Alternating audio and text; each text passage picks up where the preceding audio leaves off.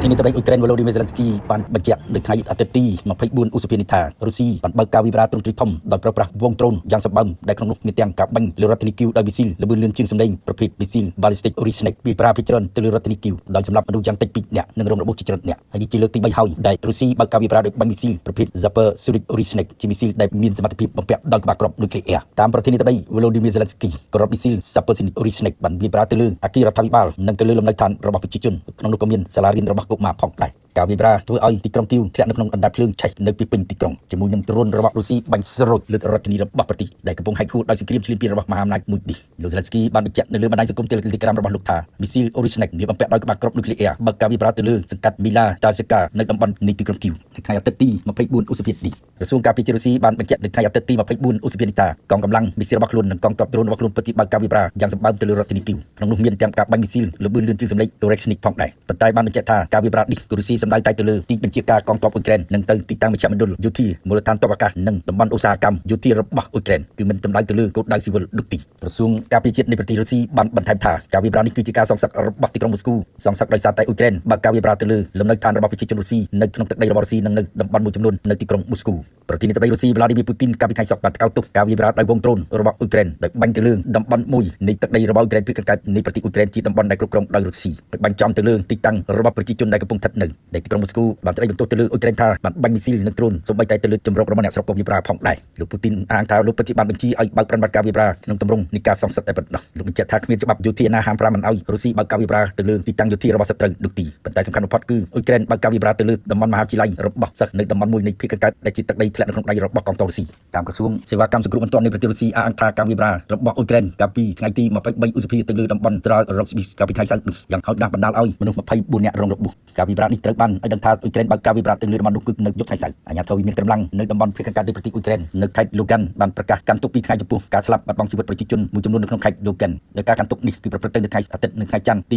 24-25ឧសភាជាមួយគ្នានេះក្រុមប្រឹក្សាសន្តិសុខអង្គការសហប្រជាជាតិបានបើកកិច្ចប្រជុំរបស់ខ្លួនជាបន្ទាន់អំពីការវិវត្តនេះដែលធ្វើឡើងតាមសំណើរបស់រុស្ស៊ីដែលបញ្ជាក់ថាអ៊ុយក្រែនបើកការវិវត្តកន្លងមកស្ទើរបាញ់ទៅលើទីជម្រករបស់ជនស៊ីវិលយ៉ាងណាឯកការទូតរបស់អ៊ុយក្រែនប្រចាំនៅអង្គការសហប្រជាជាតិអង់ទ្រីយីមីនិកចរ៉ាន់ចៅចំពោះការចាប់ប្រកាន់របស់រុស្ស៊ីដែលថាអ៊ុយក្រែនកំពុងប្រព្រឹត្តឧក្រិដ្ឋកម្មសង្គ្រាមដែលបានហៅការចាប់ប្រកាន់នេះគឺជាការឃោសនាបំផ្លិចតែប៉ុណ្ណោះហើយប្រតិបត្តិការកាលពីថ្ងៃទី22គោលដៅគឺសំខាន់តែទៅលើក្បាលម៉ាស៊ីនសង្គ្រាមរបស់រុស្ស៊ីតែប៉ុណ្ណោះនេះបញ្ជាក់តាមការចុះផ្សាយដោយបណ្ដាញផ្សាយព័ត៌មានសហរដ្ឋអាមេរិក NPR នៅថ្ងៃទី24ឧសភានេះអ៊ុយក្រែននិងសម្ព័ន្ធភាពរបស់ខ្លួនបានចោទរុស្ស៊ីបកវិញថារុស្ស៊ីភាគច្រើនដាក់គោលដៅទៅលើជនស៊ីវិលនៃប្រជាជនអ៊ុយក្រែនទៅលើហេដ្ឋារចនាសម្ព័ន្ធរបស់ជនស៊ីវិលជាជាងទៅលើទីតាំងយោធាការវិវត្តចុងក្រោយរបស់រុស្ស៊ីនេះក៏ជាឧក្រិដ្ឋកម្មសង្គ្រាមផងដែរប៉ុន្តែវាមានកម្លាំងច្រើនចោលការចោទប្រកាន់ដូចនេះរុស្ស៊ីបាននិយាយថាមីស៊ីល Oryzhnik របស់ខ្លួនមានគោលដៅជាក់លាក់មិនវង្វេងរហូតដល់វិវត្តទៅលើទីតាំងស៊ីវិលដូចទីយ៉ាងណារុស្ស៊ីធ្លាប់បាញ់មីស៊ីលល្បឿនលឿនជាងសម្លេងប្រភេទ Oryzhnik ជាមីស៊ីលអាចបំពាក់បានដោយក្បាលគ្រាប់នុយក្លេអ៊ែរនេះទៅលើអ៊ុយក្រែនម្ដងនៅតំបន់ឌីប្រូក្នុងខែវិច្ឆិកាឆ្នាំ2024ហើយលើកទី2នៅខែមករាឆ្នាំ2026នេះគឺនៅក្នុងតំបន់លាវីភាគខាងលិចនៃប្រទេសអ៊ុយក្រែនកងទ័ពអាកាសនៃប្រទេសអ៊ុយក្រែនអះអាងថារយៈពេល3ថ្ងៃចុងក្រោយនេះរុស្ស៊ីបានបើកការវាយប្រហារដោយដ្រូន600គ្រឿងនិងបាញ់មីស៊ីល